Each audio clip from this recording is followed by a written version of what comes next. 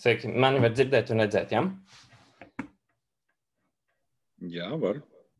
Ok, tad šodienas tēma mums būs procesora atmiņa.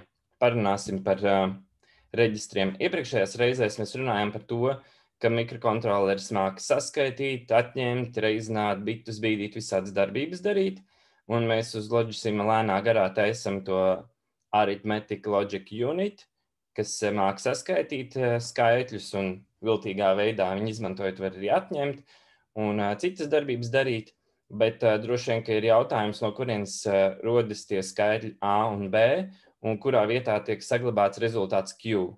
Un tad, lai to visu izmācītos lēnā garā, mums ir jāsāk runāt par to, kā datora atmiņā tiek glabāta informācija. Un ir tā, ka procesora kodolā atrodas Arithmetic Logic Unit, kurš nodarbojas ar aritmētiskajām un loģiskajām darbībām, un skaitļus šis Arithmetic Logic Unit ņem no reģistriem, tā saucamajiem. Procesora kodolā ir tāds bloks, kurš saucās General Purpose Registers, jeb vispārīgā pielietojuma reģistri, un tas ir neliels skaits reģistru, kuri ir pieslēgti, kur atrodas iekšā procesora kodolā un kuru izmanto skaitļu glabāšanai, īslaicīgai un aritmētiskajām darbībām.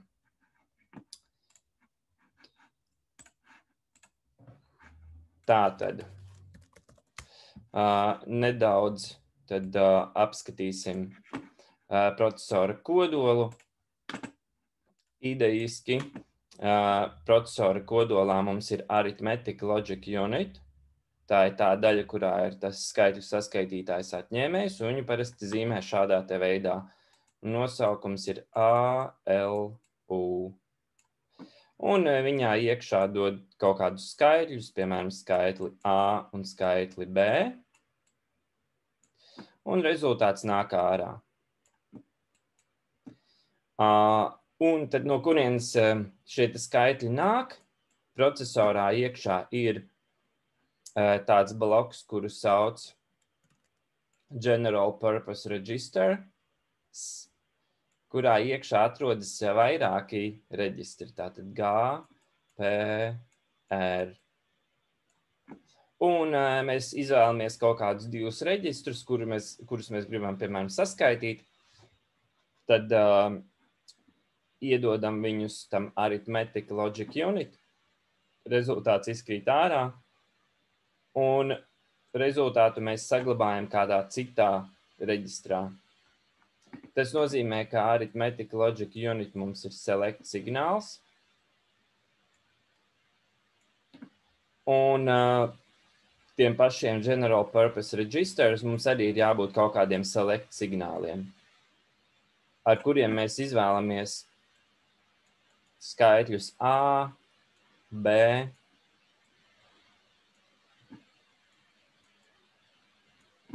un arī kurā reģistrā saglabāt to rezultātu Q. Jā, tā varētu idejiski uzskatīt šo ten procesoru. Tā.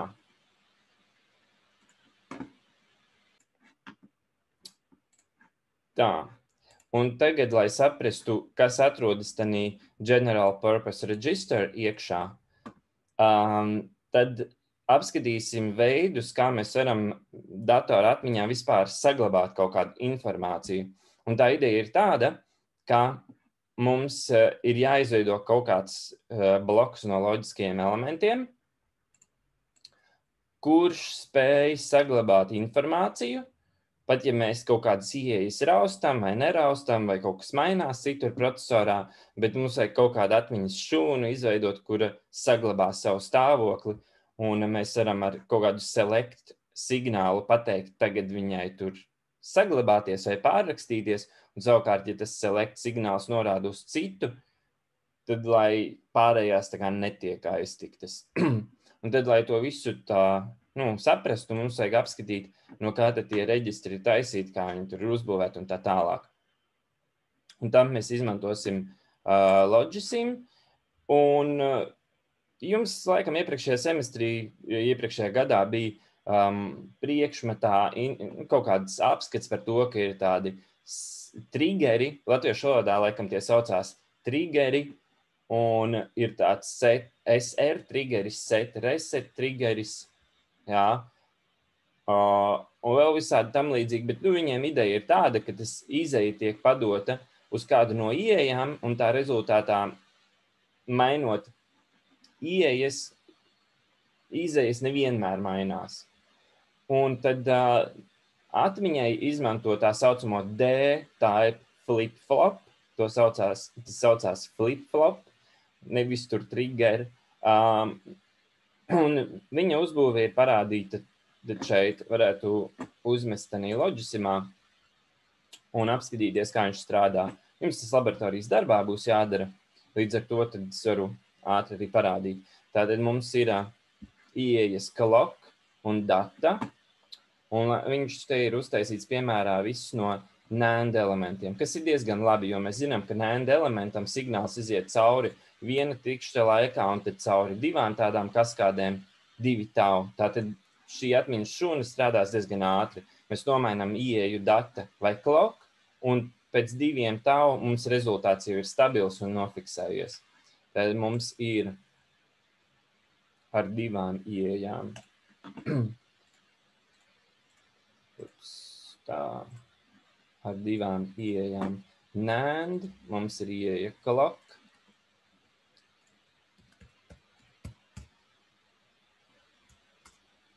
Mums ir ieeja data. Un tad jāmēģina viņu visu te tagad sataisīt. Nosimulēt. Un tad varēs apskatīt, kā viņš tur strādā. Tā. Un vienam no šitiem ir 3 ieejas. Bet, mēs jau zinām, ka 3 ieejas nav nekas traks, jo tur vienkārši ir bišķi vairāk tranzistoru virknēm paralēli, un viņš lēnāks no tā nepaliek, ka tur ir 3 ieejas. Un NAND gate. Tātad šeit ir Q, un ir tā, ka mūs interesē tikai tas Q rezultāts. Tāpēc to Q ar inversijas varētu pat nemaz šajā gadījumā nezīmēt, jo viņš nemaz netiek nekur izmantots. Un tad tā. Clock mums aiziet uz vienu un uz otru NAND. Tālāk no šīs izējas šeit, no šīs izējas šeit un šeit. Laikam tā. Dati ir šeit.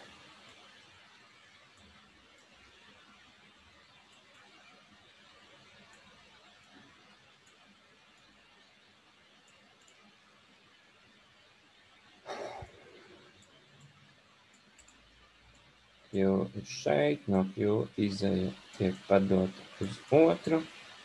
Un šitais gals pie Q ir tas, kas nodrošina to, ka rezultāts tiek saglabāts arī tad, ja dati raustās. Šitā te.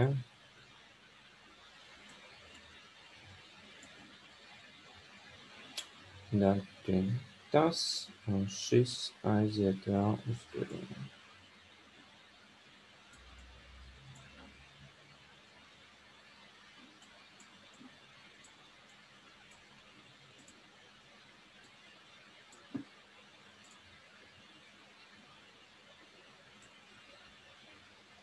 Kaut kā šitā laikam.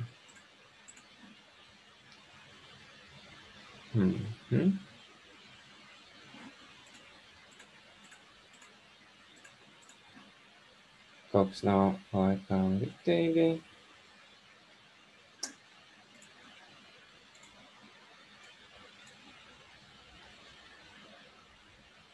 Tā, lai to varētu nosimulēt.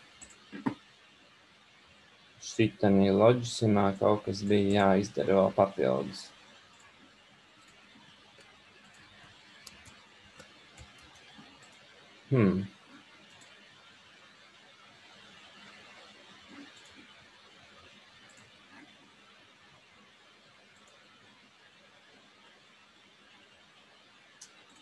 Tā.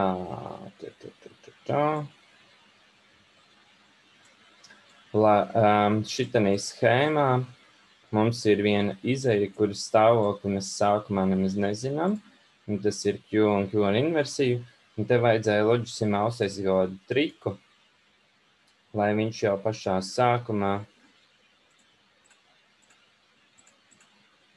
mums ir kaut kādā stāvoklī. Tā.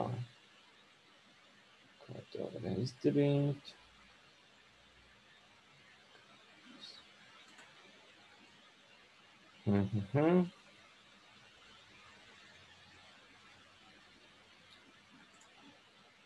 Jā, šis bija grūts jautājums. Tā. Varbūt mēs varētu vienkārši padot loģisko viennieku uz ne-Q izeju. Possible. Q not.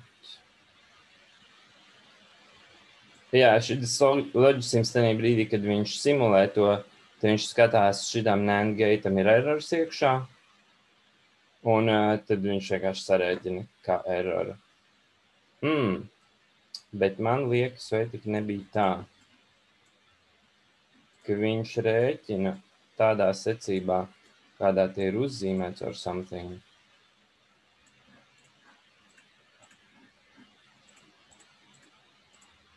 Un tad kaut kādas problēmas tieši to bija. Negribās tagad meklēt to loģismu dokumentāciju.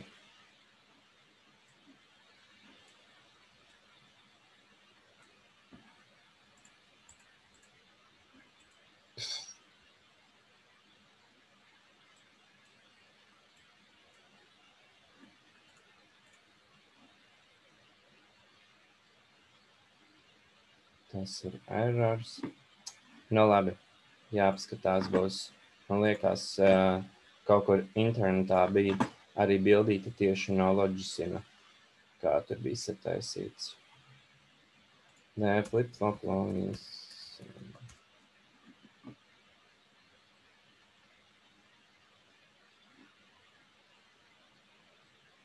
Tur bija jāpasaka, kādās secībā mums tiek rēķināti tie izvadi. Kaut kādā tur mēs ir tā kā septies, cik.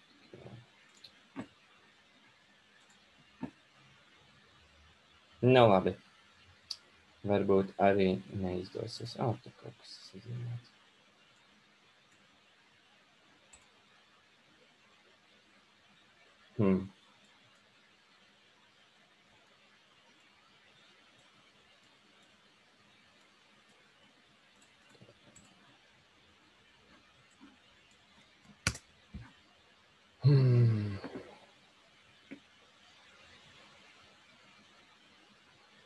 Labi, būs jātais pēc tā parauga, kas ir otrs. Tā tad ir tā, ka šitā bildīte pat ir labāka, jo parasti tiem atmiņas šūnām ir arī ieeja clear, un īstenībā tādā brīdī, kad mikrokontrolerim nospiež pogu reset, tad padodās signāls uz clear, un visi reģistri, tā skaitā programma counteris, kurš arī īstenībā ir reģistrs, viņi visi nonulējās, un tādā veidā panāk, ka procesors sākumā, palaižot procesoru, viņš sāk izpildīt programmu no paša sākuma, nevis no vidus vai kaut kā tam līdzīgi. Ok. D, flip-flops D, clock clear. Tā laikam būs jātaisa šitais variants, kurš izskatās, ka varētu strādāt. Tā.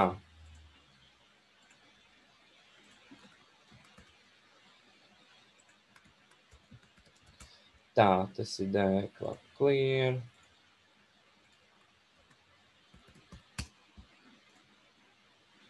Tālāk ir NAND. Narrow.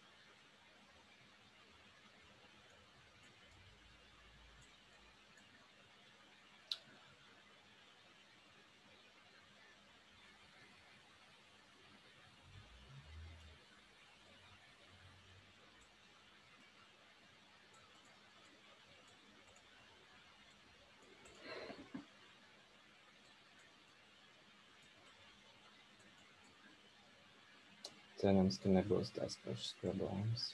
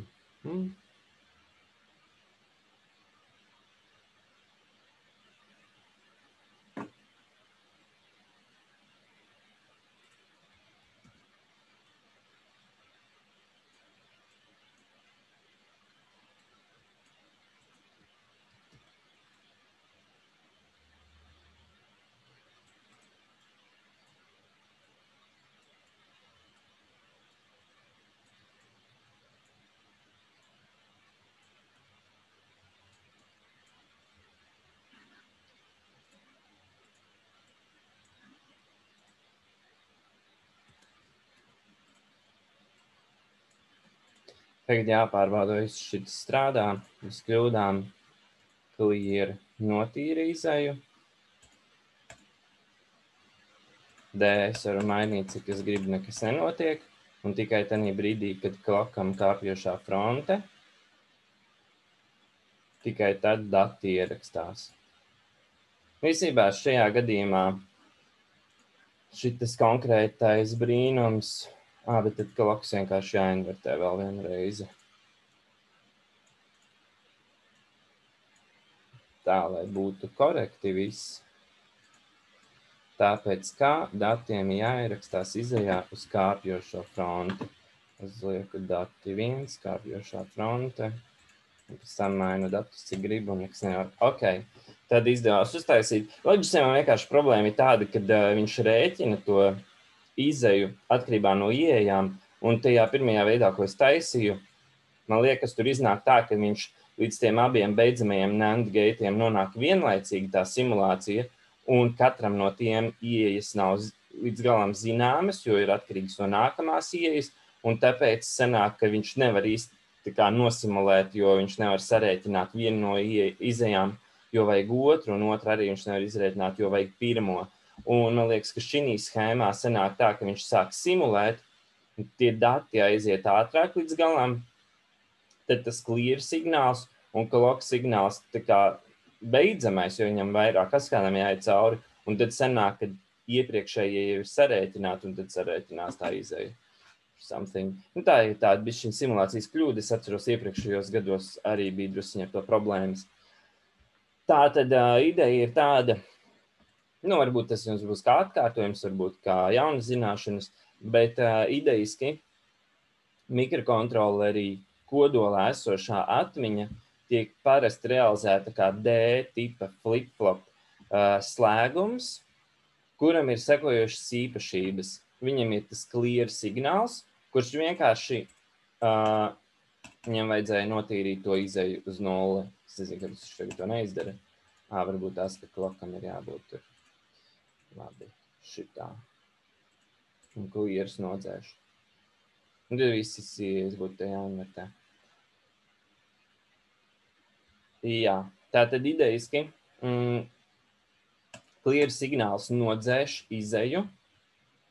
Un tas ir, piemēram, kad jūs nospiežat mikrokontrolerim reset pogu vai datoram pārstartēji tanī brīdī, kad procesoram arī piesādz elektrību, viņam ir iekšā iebūvēta parasti vienkārša RC ķēdīte, kura sagaida vispirms, lai barošanas spriegums nostabilizējas.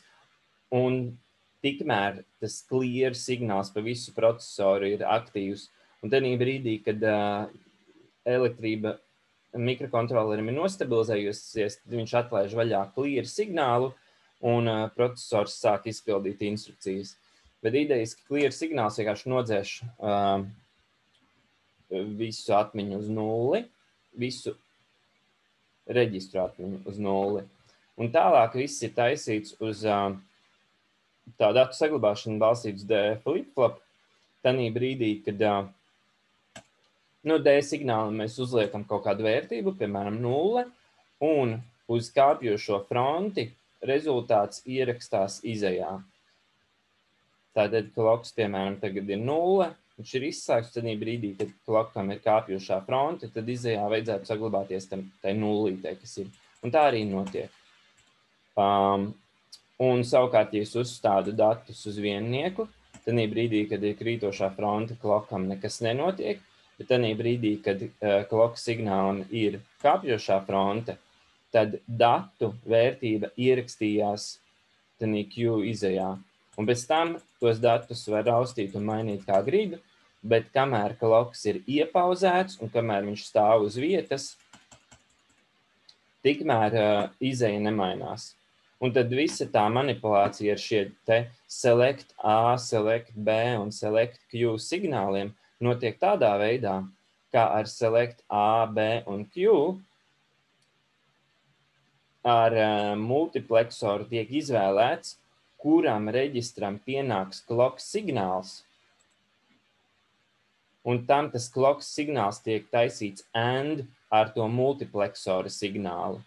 Un tikai vienai atmiņas šūnu reģistram, vienam reģistram tikai pienāks tas kloks signāls. Dati tiks padoti visiem, bet kloks signāls tiks padots tikai vienam no reģistriem, un tam uz kāpjošo fronti arī saglabāsies izejā tā vērtība, piemēram, 0.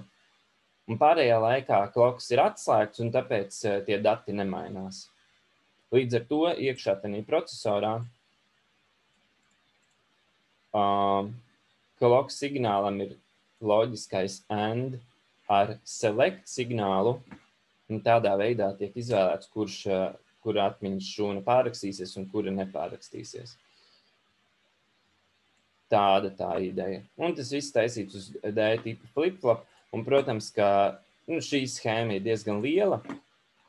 Idejiski tā basic schēma, kuru mēs sākumā skatījāmies un kura tiek izmantota tenīs procesoros, viņi sastāv no viena līmeņa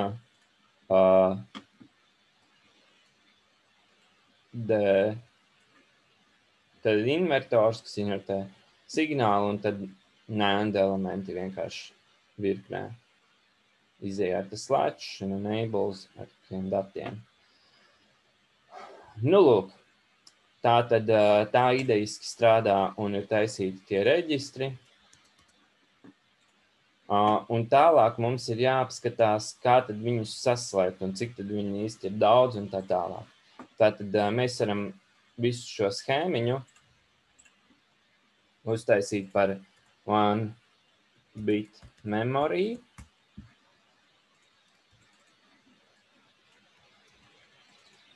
Mēs viņu varam saglabāt kā atsevišķu elementu, Tagad viņš atkal nostrādāja, viss kārtībā. Tātad mēs viņam varam piešķirt arī kaut kādas ieejas izejas, un tādā veidā mēs varam uztaisīt viena bita atmiņu. Jā, tad ir mainā, bet viņam uzvairs nevajag. Nu, lūk. Tagad tā. Šādā veidā uztaisam viena bita atmiņu. Lai uztaisītu 8 bitu atmiņu, mēs vienkārši paņemam šo, nokopējam 8 reizes, un 8-bitīga atmiņa ir gatava. Un tad ielūkosimies tālāk, kā mums izskatās 8-bitu General Purpose Register no sekojoša skatu punkta. Tātad jautājums ir, cik, piemēram, mikrokontrolerī vai procesorā ir šādi General Purpose Registers. Tātad, vai šādi reģistri varētu būt 1000, piemēram. Tad katra no šīm atmiņas šūniņām aizņem kaut kādu vietu uz procesora, un tāpēc tur gigabaitus ar tiem reģistriem salikt nevar, jo viņi ģeometriski aizņem daudz vietas, un ja viņš būs, GPR bloks būs ļoti liels, tad būs ļoti ilgi jāgaida, kamēr no tālākā stūra atnāk signāls līdz Arithmetic Logic Unit, un tādā gadījumā mums procesori nekad nestrādāt uz 5 GHz, ja viņiem, teiksim, būtu jāgaida, kamēr, teiksim, tas signāls 1 centimetru pārvietojās no viena procesora gala līdz Arithmetic Logic Unit. Un tāpēc šie General Purpose Registers, viņi ir pēc skaita maz. Jā. Tātad, Intel procesoriem 4 gabali. Viņu nosaukums ir A, B, C, D. Un tagad ir arī 5, kas ir E. Līdz ar to tagad būtu korekti teikt, ka 5 tādi reģistri ir. Bet principā oriģināli Intel procesoriem ir tikai 4 General Purpose reģistri. A, B, C un D. Atmēl mikrokontroleriem, kas ir Arduino iekšā, AVR, tādi ir 32. 8-bitīgie. Tātad 32 tādi. Intel ir 4 gabali, bet viņi ir, teiksim, 32 bitu, vai arī jaunajiem procesoriem, kas 64 bitu, tad tiem, protams, ir 64 bitu. Tādi reģistri. ARM procesoriem tādi ir 16 gabali. ARM 16 gabali. 16 datu atmiņas elementi, tad ir GPR. Un viņu izmērs ir tik, cik ir procesoram plāta atmiņa. ARM procesori ir 32 bitu procesori. Tas nozīmē gan, ka Arithmetic Logic Unit apstrādā 32 bitu lielus skaitļus. Un tajā GPR katra atmiņas vietiņa, katrs skaitlīts ir 32 bitīgs. Attiecīgi ARM procesoros, piemēram, 16 gabali. AVR procesoros 32 gabali. Intel procesoros 4 gabali. Un turklāt Intel procesoros CPU reģistri, Intel procesoros viņi ir 4. Un viņiem katram ir kaut kāda drusiņa specializēta nozīme. Piemēram, Intel procesoriem ir akumulators, viņš spēj sevī uzkrāt kaut kādu skaitļu summu priekš tās digitālo signālu apstrādes. B ir vispārīgā pielietojuma, C bieži izmanto kā counteri. Tur var uzrakstīt instrukciju, kura vienlaicīgi akumulatorā ieskaita kaut kādu skaitli un counteri tanī pašā brīdī palielina par 1. Un D reģistrs vēsturiski ir izmantots, lai piekļūtu RAM-ā esošajiem datiem. Ar viņu izvēlās, kuru RAM atmiņas vietiņu nolasīt, piemēram, uz reģistru B. Tad D izmanto kā pointeru priekš datiem. Bet tas tā ir vēsturiski bijis, man liekas, tagad jaunākajos procesoros viņi visi vienādi strādā. Vienkārši senāk, kad pirmos procesorus taisīja, bija grūti aizvilkt visus tos vadus uz visām vietām procesorā, un tāpēc katram bija sava nozīme. Un AVR procesoriem arī līdzīgi pēdējie 2 reģistri, 30. un 31. ja mēs no 0 skaitām, tie arī ir tā kā datu reģistri. Ar viņiem var adresēt kaut kādas tur ārējās atmiņas, flash atmiņas vietas vai RAM atmiņas vietas. Ar pārējiem to nevar, tāpēc, ka citādi tas procesors būtu baigi sarežģīts. Nu, lūk. Un tātad GPR reģistru platums tāds pats kā Arithmetic Logic Unit platums, tāds pats kā procesora visas arhitektūras platums. Tagad drusciņi apskatīsimies, kā viņi ir taisīti. Labā lieta ir tā, ka mēs varbūt tās viņus gluži no 0 netaisīsim. Šī ten Logisimā ir tāda sadaļa memory, te ir D-type flip-flop, kur viņam ir ieeja clock uz kāpjošo fronti, dati tiek padoti uz izeju, un uz krītošo fronti un uz nekustīgu clock signālu izeja nemainās. Tad vēl ir ieeja preset, vai viņš strādās asinhroni vai sinhroni, protams, ka mums vajag, lai viņš sinhroni ar clock strādā. Tad ir enable. Enable principā ir clocks and enable. Ja enable ir zems, tad clock ar austīšanās neko nemaina, un ja enable ir high, tad clocks tiek padots tālāk. Nekas tur sarežģīts.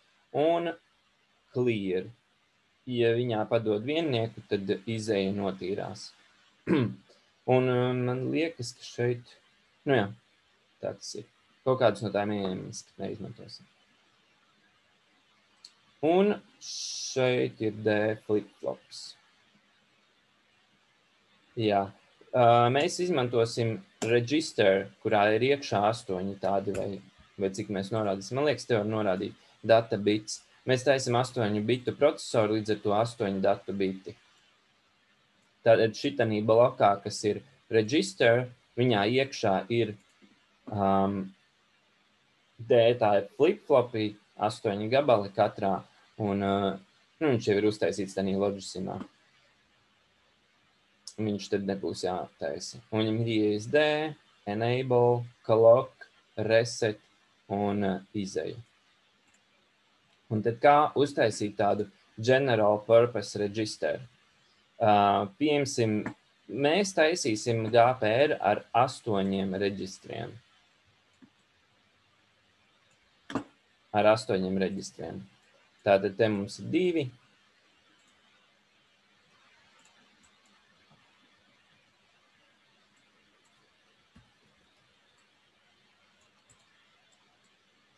Un vēl.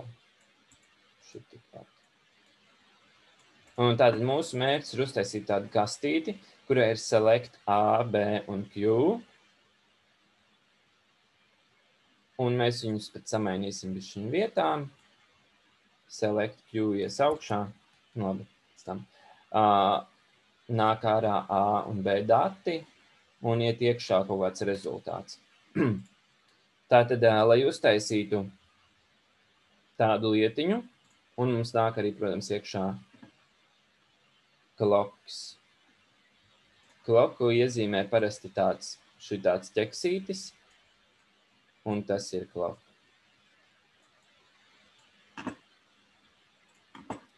Un, lai tādu uztaisītu, mums ir vajadzīgs vēl tāds speciāls plekseris ar nosaukumu latviešu valodā, man liekas, viņš saucās dešifrātors.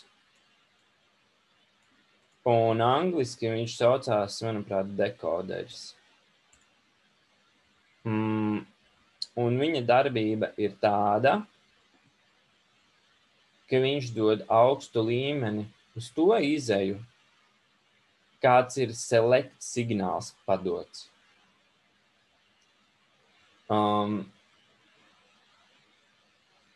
Respektīvi, select biti mums ir, ja mums ir 8 reģistri, tad 2/3 ar 8, tad mums ir 3 tādi. Un šis būs select signāls priekšrakstīšanas.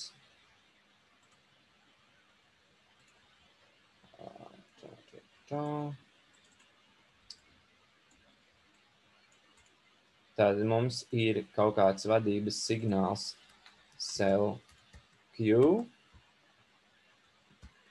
priekšrakstīšanas, kur mēs izmantosim, lai selektētu, kuru no šiem reģistriem mēs ieslēdzam rakstīšanas režīmā. Viņām datu skaits ir 3, un mēs viņu varam te pieslēgt.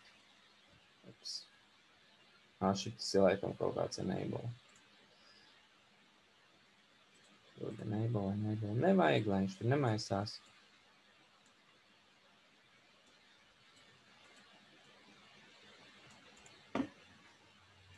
Tātad danī brīdī, jā, tūlīt varēs redzēt. Tātad ar šo select Q mēs izvēlēsimies, kurai no atmiņas šūnām mēs ieslēgsim to enable signālu, kas būs write enable, ar kuru mēs iespējojam rakstīšanu. Tātad enable signāls mums nāk šeit iekšā. Un kā mēs redzam, tanī brīdī, kad mēs esam ar select signālu ielikuši 0, 0, 0, tad nultajai atmiņas šūnai tas rakstīšanas signāls ir augsts, pārējām zemes.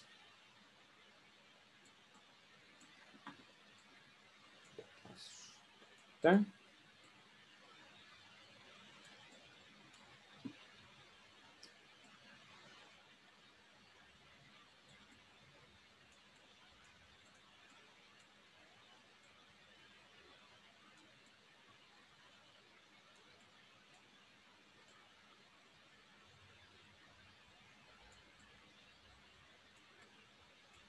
Tātad ar select signālu mēs izvēlamies, kura no šīm atmiņas šūnām būs rakstīšanas režīmā. Jo tā kā mēs skatījāmies pēc definīcijas šitam reģistram, kurš no tiem D flip-flopiem taisīts, šis ten enable signāls ieslēdz viņu rakstīšanas režīmā, respektīvi to clock signālu laiž tālāk. Te pat būs drusiņ jāizretina viss.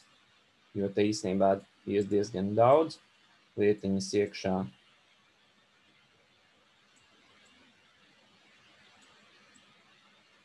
Mēģināsim kaut kā šitā. Nu, lūk, select signāls tātad mums ir. Ar to mēs izvēlamies, kurā šūnā rakstīs. Tālāk mums ir A un B selektēšanas signāli, kuriem mēs izmantosim milzīgus multiplexerus. Šitā. Mums ir 8 reģistri, tas nozīmē, ka select biti ir 3, un šitas būs ar nosaukumu select A. Uz šeieni. Nu varbūt pat viņu labāk ir zīmēt tā, lai tur mazāk jaucās viss.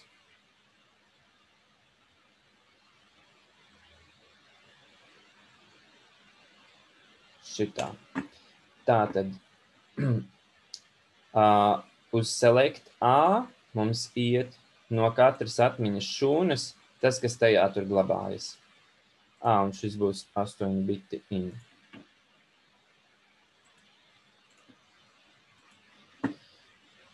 Tātad no izejām aiziet uz šajām.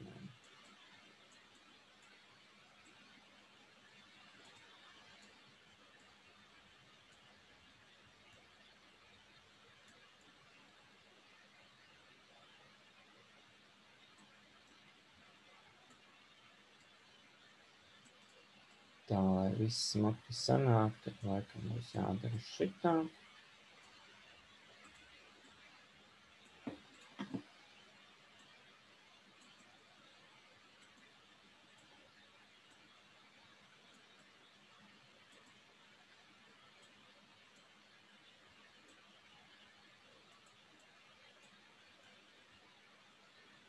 Nu, lūk, tātad tas būs select A signāls, arī 3 biti, jo mums ir 8 reģistri kopā, nosaukums cell A. Un ar to hand tool īstenībā mēs varam mainīt arī tā reģistra saturu. Piemēram, 0. reģistrā mēs ierakstām kaut kādu skaitli, piemēram, 10. Un viņš tur glabājas heksadecimāli, īstenībā tur rakstīts 16. Nu, šī mēs ierakstīsim, piemēram, 4. Šī mēs varam ierakstīt 20, 24. Un tā tālāk. Šeit mēs ierakstīsim FF. Šeit AB, piemēram. Nu, lūk. Un tā tad, ja es te uzlieku izeju un piesēdzu pie šī mukša, tad ar Select A es izvēlos, kuru no atmiņas šūnām 8 padot uz izeju. Un šito mēs nosauksim par vienkārši skaitli A.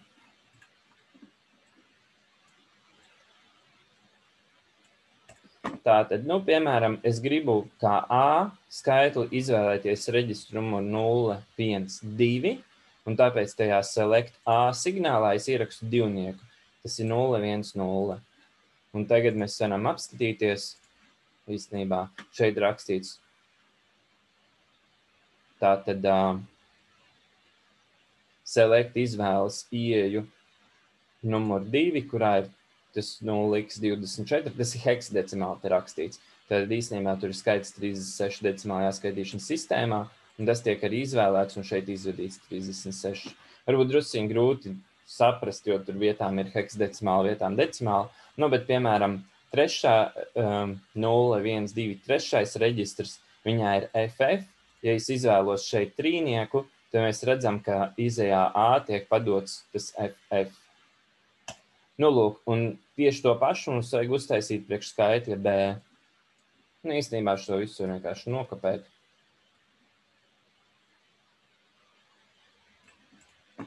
Šitas mums būs skaitlis B. Šitas ir Select B. Un pilnīgi tas pats. Šeit viņi piesādās pie tām pašām izejām. Un turklāt, ja mēs gribam, piemēram, kādu skaitli sareizināt ar 2, mēs varam vienkārši izvēlēties viņu gan kā A, gan kā B un pieskaitīt tā kā pašu sev, un tas pats, kas sareizināt ar 2.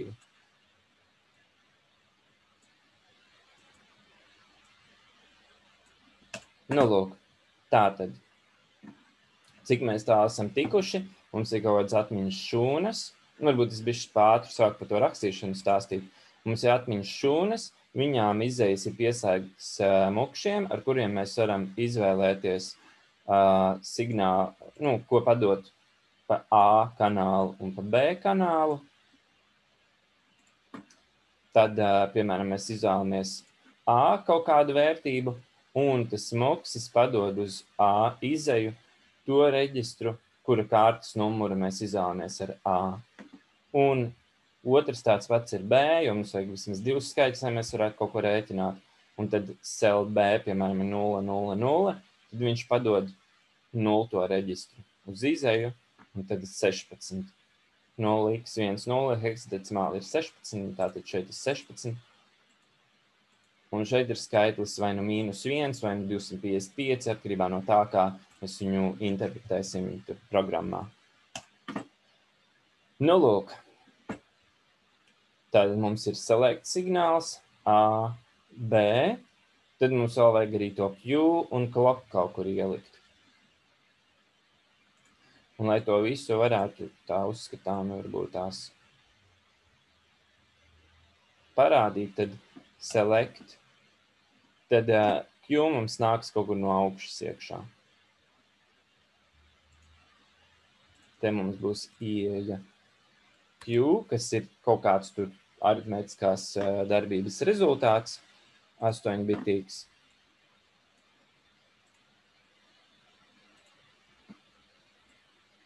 Un tad, tā kā mēs rakstīšanu izvēlamies ar to select Q un to dekoderi, kur mēs izvēlamies enable tikai vienai no tām šūnām, tad mēs to Q datus mēs varam īstenībā vienkārši pa taisno vadīt uz visiem reģistriem, jo tikai vienam ar select Q būs izvēlēts rakstīšanas režīms un tikai vienā no viņiem ierakstīsies rezultāts. Līdz ar to es vienkārši ņemu šo te Q un vadu iekšā visos D.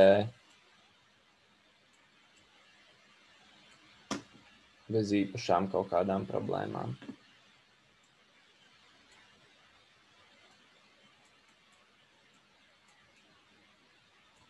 Šādi te, un tālāk arī te.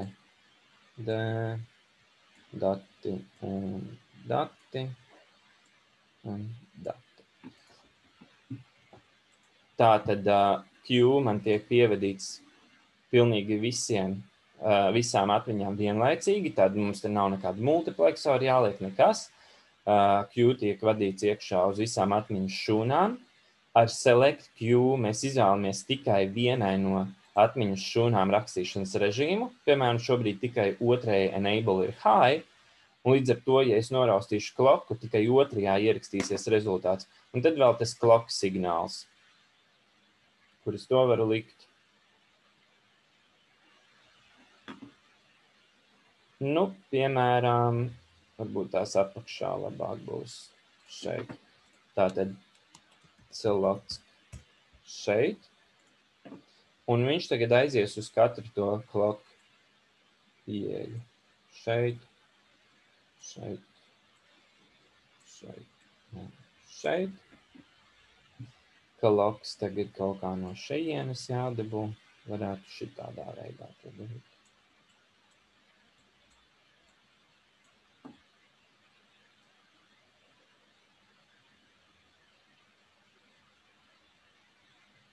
Nu, pieņemsim, ka šādi. Nu, lūk, un tātad mums tas General Purpose Register idejiski ir gandrīz vai kā gatavs. Sekojoša lieta tātad. Ja mēs gribam, piemēram, saskaitīt otrās,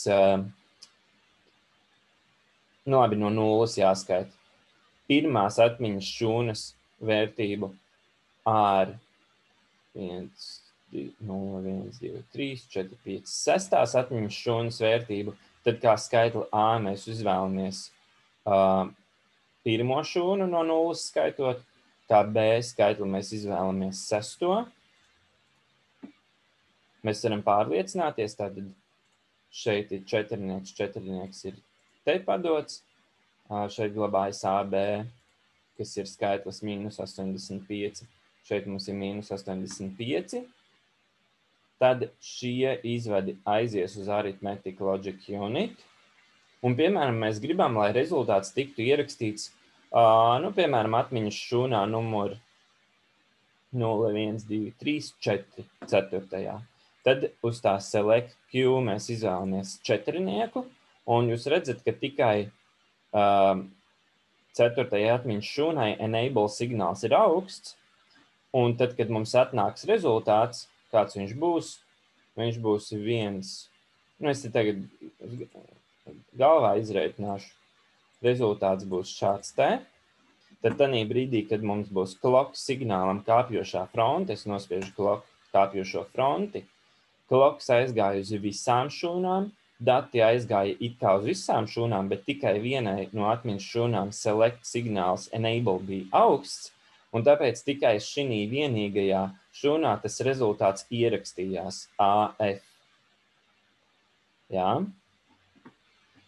Un tad, kad ir krītošā fronte, tad nekas arī nenotiek. Un tādā veidā tas GPR strādā kopā ar to Arithmetic Logic Unit, ka mēs izvēlamies skaitli A, skaitli B, tad Q, kurā vietiņā ierakstīt rezultātu, mums ir clock signāls, un Arithmetic Logic Unit saņem A un B, izdod ārā Q, un Q saglabājas.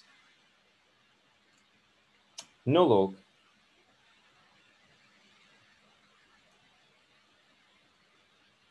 Tālāk, vēl viena lietiņa.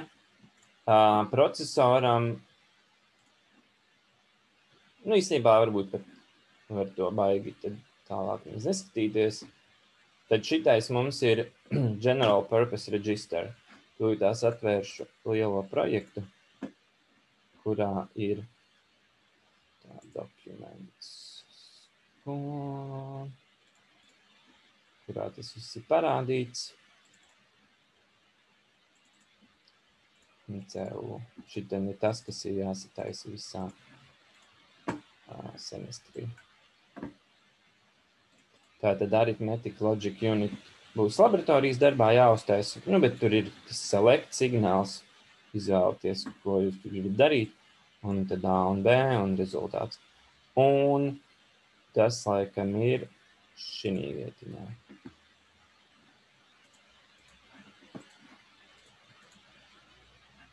Jā. Tātad General Purpose Register. Ja tā attaisa vaļā, tieši tas, ko es minēju. Vienīgais tur vēl papildus signāli nāk klāt. Bet idejiski ir tās atmiņas šūnas. Viņam laikam var arī piešķirt nosaukumus, tad arī vieglāk saprast. Reģistriem parasti nosaukumi ir lielais R un tad kārtas skaitlīts, ar kādu viņi var selektēt. R0, R1, R2, R3 un tā tālāk. Un tad, ko es te taisīju, arī, man liekas, viņam var piešķirt label R0. Šeit arī R1 un tā tālāk. Un šis ir mums R7. Lūk. Un tādā veidā var sataisīt tādu atmiņas bloku, kas ir General Purpose Register, mūsu gadījumā ar 8 reģistriem. Var selektēt, izvēlēties skaitli A un skaitli B. Var izvēlēties, kurā reģistrā rakstīt. Un vienīgais, kas vēl papildus ir jāieliek, ir Enable General Purpose Register, tāda ieeja. Stībā viņi var taisīt kopā and ar clock.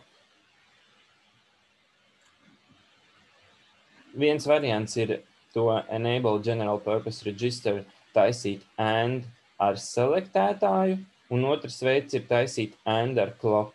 Ja clocks nenāk iekšā, tad dati arī netiek rakstīti.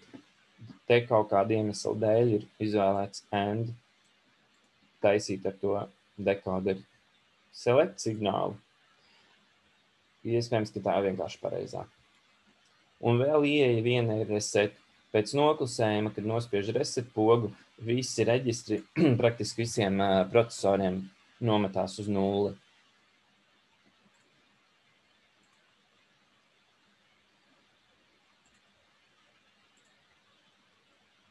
Tā kā, varbūt es to tagad pat varu nezīmēt.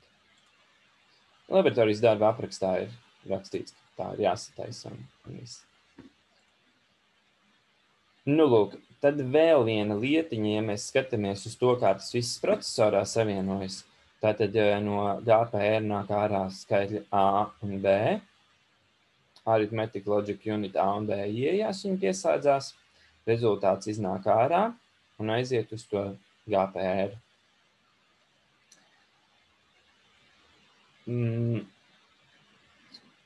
Un tagad, ja mēs paskatāmies uz to visu procesoru, tad jautājums ir sekojošs. Cik bitīgs ir, teiksim, select A signāls, select B, select Q signāls, cik biti ir clock signāls, cik biti ir A un B signāli, cik bitīgs ir šis select signāls un cik biti ir Q, kas principā ir cik vadiņi ir Q. Sarakstīsim tad varbūt tās tos visus. Select A signāls. Tad, ja mums ir 8 reģistri, tad select signāla izmērs ir 3. Ar 3 bitiem mēs varam aptvert 8 dažādas kombinācijas no 0,0 līdz 1,1,1. No 0,0 līdz 1,1,1 3 dažādas kombinācijas, tad mēs varam selektēt visus A skaitļus. Select B. B selektēšanai arī 3 biti vajadzīgi, jo mums ir 8 reģistri. Select Q arī 3 biti. Clock signāls ir 1. Select operācijai, ja mums ir 16 dažādas operācijas, tad tie ir 4 biti. A izmērs ir 8, B izmērs ir 8, un Q izmērs arī ir 8. Nu, lūk. Un ir tāda lietiņa, ka tas bitu skaits ir vienāds ar to vadiņu skaitu, kas fiziski tādā procesorā ir jāizvēl. Ja, piemēram, ARM-am ir 16 reģistri, tas nozīmē, ka te ir 4 selekta biti priekš A, 4 priekš B, 4 priekš Q. Tas ir kopā jau 12 atsevišķi vadiņi. Un mikrokontroleros, praktiski visos, vēsturiski tāpēc, ka jo vairāk vadiņi, jo bezmaz vai eksponenciāli grūtāk ir tos visus izvilkt par to procesoru, tad vēsturiski ir tāda konvencija, tāda vienkārši paraža, ka select A ir tas pats, kas select Q. Un tāpēc, ja jūs attaisīsiet, piemēram, atmel AVR instruction set summary, tur būs rakstīts, piemēram, instrukcija add, viņa reģistrā R destination ieraksta R destination plus R source. Respektīvi, jūs izvēlaties, kurus divus reģistrus saskaitīt, un rezultāts tiks ierakstīts pirmajā no reģistriem. Jo vienkārši tik daudz tos select signālus par to procesoru izvilkt kaut kad vēsturiski bija vienkārši nereāli. Un arī katrs no tiem bitiem aizņem atmiņā kaut kādu vietu. Un tāpēc vēsturiski visos procesoros ir tā, ka reģistrus sauc nevis A, B un Q, bet R destination, R source, un praktiski visi procesori, kas ir riska arhitektūras procesori, mikrokontroleru procesori, viņos visos destination reģistrs ir viens no source reģistriem. Jā. Teiksim, jūs gribat saskaitīt reģistra numuru 0 saturu ar reģistra numuru 6 saturu, tad vienmēr procesoros, tā kā šī bildītē ir redzams, rakstīšanas adrese un A adrese, viņas ir fiziski savienotas, tā ir viena un tā pati adrese, un tāpēc rezultāts, teiksim, R0 plus R6 rezultāts ierakstīsies tādā R0 reģistrā iekšā. Un ja jūs to negribat, tad jums iepriekš tas R0 ir jāpārkopē kādā citā no reģistriem, tad jāsaskaita, un tad jūs tā kā nepazaudēsiet to sākuma vērtību. Nu, tā vienkārši tas ir. Tāds ierobežojums eksistē un pastāv. Nu, lūk, tagad jau mēs esam tikuši tik tālu, ka mums vajadzētu laboratorijas darbā uztaisīt to arithmetic logic unit līdz galam un tos general purpose registru bloku līdz galam.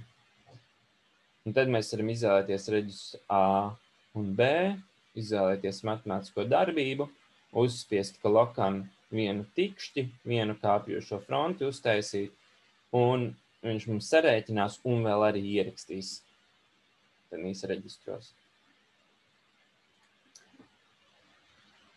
Jā. Nu jā. Tātad šis ir tikai viens no atmiņas veidiem. Un runājot par to, mēs varam apskatīties, piemēram, mums vēl ir 20 minūtes šī lekcijā, tad apskatīsim vēl mazliet par atmiņām, tā vispārīgi. Tātad šīs te general purpose register atmiņa ir taisīta no flip-flopiem, D-type flip-flop tur ir iekšā, kas sastāv no NAND elementiem. Un šī ten atmiņa, GPR, viņa ir visātrākā, viņa ir tiešais savienojums ar arithmetic logic unit, un līdz ar to viņa arī ir visdārgākā. Viņa ir diezgan padārga, viņa iekšā ir procesorā iebūvēta, un tāpēc viņa ir arī vismazākā. Un, ja mēs gribam, mēs varam, piemēram, arī saskaitīt, no cik tranzistoriem sastāv tā viena bita atmiņa. Mums te ir 1, 2, 3, 4, 5, 6, 7, 8. 8 NAND elementi, 8 x 4, 32. Šeit ir vēl NOT elementi, un šeit vēl 3 ieejas, 3, 2 un 8. Ir 40 tranzistori, diezgan daudz. Nu, lūk, tad šis nav vienīgais atmiņas veids. Man liekas, šo sauc par static memory. Viņi nav jārefrešo, viņš vienkārši tāds ir no loģiskiem elementiem. Bet mums ir vēl arī citas atmiņas. Piemēram, operatīvā atmiņa ir taisīta citādāk. Viņa nav taisīta no šādiem slēgumiem, bet operatīvajā atmiņā tur ir, man liekas, viens tranzistors ir viens bits. Bet tanī brīdī, kad viņu nolasa, tad tas bits nolasīšanas brīdī pazūd, un tāpēc D-ramiem, kas ir dynamic rami, viņiem ir jārefrešo tas saturs. Kaut uz 16 reizes sekundē, laikam, ja ne, tas bits izgaist. Un viņus var sataisīt kā vairāk, bet viņi tērē drusciņā vairāk arī elektrības, un viņi atrodas tālāk no procesora kodola, un tāpēc rams ir lēnāks. Reģistri, viņi iet tādā pašā frekvencē kā procesors. Ļoti ātri, momentā var piekļūt visam klāt. Un visas pārējās atmiņas, ja mēs runājam, piemēram, mums ir reģistri, tad mums ir operatīvā atmiņa un mums ir cietais disks. Tad piekļūšana operatīvajai atmiņai, operatīvā atmiņa ir liela, un tāpēc viņa atrodas ģeometriski tālu no procesora kodola, un tāpēc parasti operatīvā atmiņa strādā lēnāk nekā procesors, piemēram, 2 vai 4 reizes lēnāk vai 3 reizes lēnāk. Ja mēs, piemēram, gribam nolasīt no ārējās atmiņas, tad procesoram ir bišķiņ jāiepauzē uz 2-3 taktīm, kamēr tā informācija atnāk līdz procesoram. Tāpēc reģistri ir visātrākie un rams ir drusciņi lēnāks. Un cietais disks ir vēl lēnāks, viņš atrodas vēl tālāk no procesora. Un īstenībā parasti vispirms no cietā diska ielādē ramā, un tad no rama izpilda un piekļūst visiem datiem. Tad ik pa laikam tikai saglabā cietajā diskā informāciju. Jo ir lielāks, jo lielāki attālumi jāveic tam elektriskajam signālam, un tad uz viņu jāgaida, un tas vairs nav tik forši. Vēl tagad jaunākajiem procesoriem ir arī cache atmiņa. Tā ir drusciņā ārpus tā procesora kodola. Viņa ir tieši blakus procesora kodolam iekšā procesora čipā. Un tad viņi ir ātrāka nekā rams piekļūšanas un rakstīšanas, lasīšanas ziņā. Bet, to mēs varbūt drusciņi vēlāk atrunāsim. Jā, vai ir tad skaidrs, kur procesorā glabājas skaitļi, ar kuriem mēs gribam veikt matemātiskās darbības. Viņi glabājas iekšā tādā General Purpose Register blokā. Un viņu nav daudz. Jā. Tad, ja ir kaut kādi jautājumi, var ierakstīt čatiņā. Ja nē, tad es domāju, ka mēs vairāk vai mazāk esam visu izrunājuši par šodienu. Un tālāk laboratorijas darbi. Starp citu, man